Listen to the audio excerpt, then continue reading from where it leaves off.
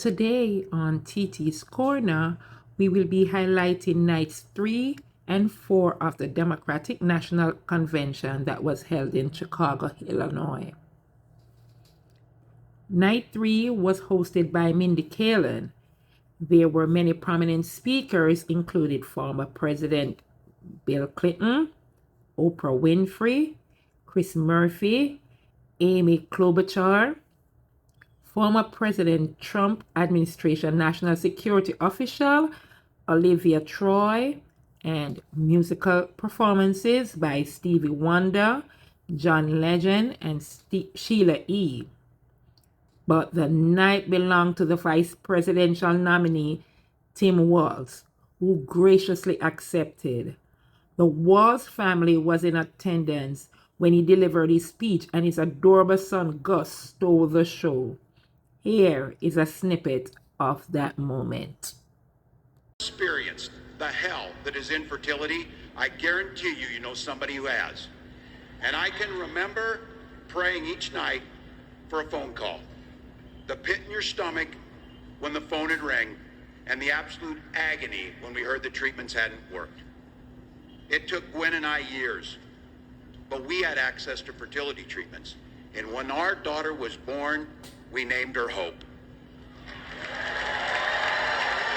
Hope, Gus, and Gwen, you are my entire world, and I love you.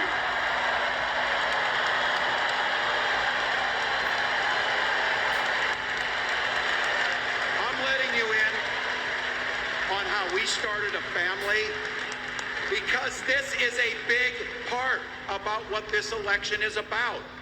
Freedom. When Republicans use the word freedom, they mean that the government should be free to invade your doctor's office. Corporations, free to pollute your air and water. And banks, free to take advantage of customers. But when we Democrats talk about freedom, we mean the freedom to make a better life for yourself and the people that you love. Night 4 was hosted by Kerry Washington with performances by the Chicks and Pink. The speakers were Gretchen Whitmer, Elizabeth Warren, Mark Kelly and his resilient wife Gabby Gifford, members of VP Harris's family, Deb Haaland, Roy Cooper, former Secretary of Defense Leon Panetti, Eva Longoria, Dale Hughley, who apologized and made amends for previously engaged in misinformation about VP Harris, and former Republican Congressman Adam Kissinger. I enclosed some of Kissinger's speech, and that will be followed by a 3-minute snippet of VP Harris's acceptance speech. To the party of Ronald Reagan, to his vision of a strong America, the shining city on a hill. I was a Republican for 12 years in Congress, and I still hold on to the label. I never thought I'd be here, but listen, you never thought you'd see me here, did you? But I've learned something about the Democratic Party, and I want to let my fellow Republicans in on the secret. The Democrats are as patriotic as us.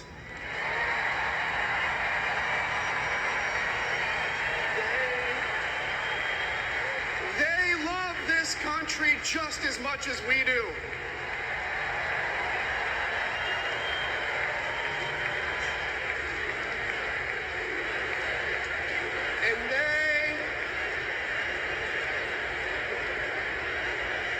And they are as eager to defend American values at home and abroad as we conservatives have ever been.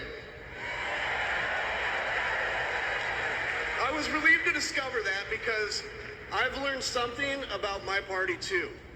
Something I couldn't ignore. The Republican Party is no longer conservative. It has switched its allegiance from the principles that gave it purpose to a man whose only purpose is himself. Donald Trump is a weak man pretending to be strong. He is a small man pretending to be big.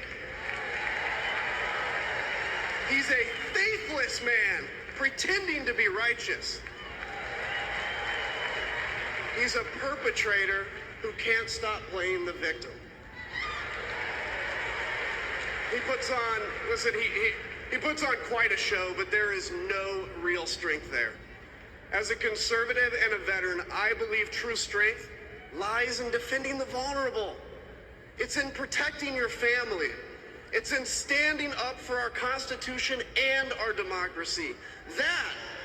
That is the soul of being a conservative. It used to be the soul of being a Republican.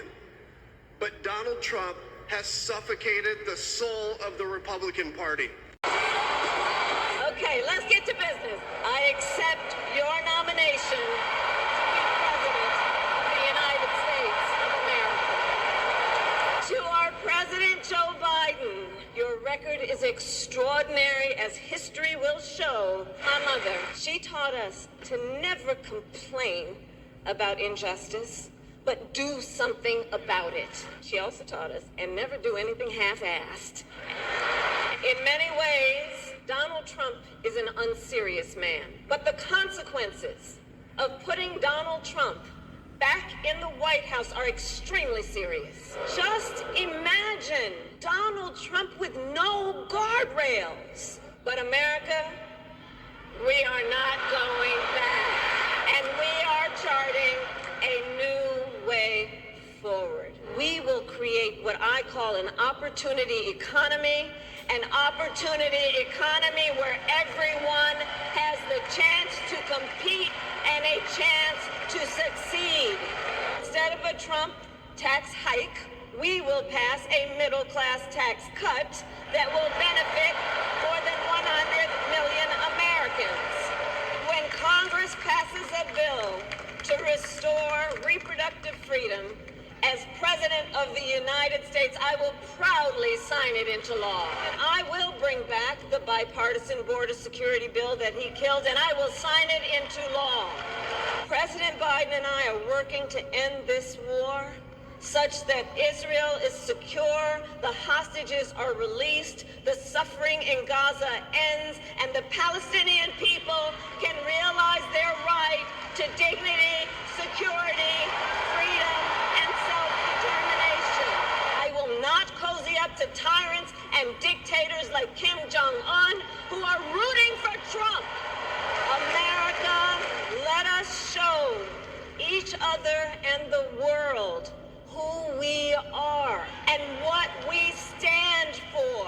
Freedom, opportunity, compassion, dignity, fairness, and endless possibilities. Together, let us write the next great chapter in the most extraordinary story ever told. Thank you. God bless you, and may God bless the United States of America. Please leave a thumbs up, subscribe, comment, and share.